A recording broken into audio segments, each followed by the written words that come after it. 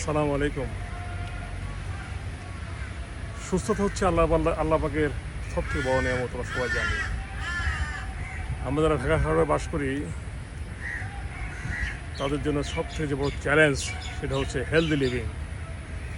আর এই হেলদি লিভিংয়ের যে প্রধান থ্রেট বা হুমকি বলি সেটা হচ্ছে unplanned urbanisation and unplanned industrialisation.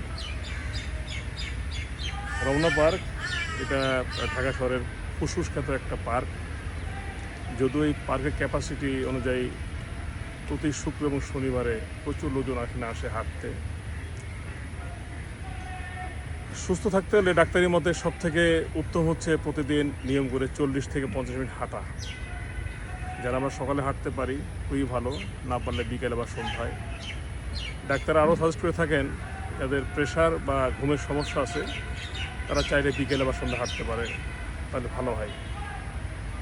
যারা আমরা হাঁটার সুযোগ পাই না তাদের জন্য আমরা ঘরে বসে কিছু ফ্রি হ্যান্ড এক্সারসাইজ আছে, সেগুলি করে আমরা নিজেকে সুস্থ রাখতে পারি। পাশাপাশি আমাদের যে শরীর ওভারওয়েট, যেটা শরীরের জন্য খুবই ক্ষতিকর, সেটাকে আমরা লস করতে পারি।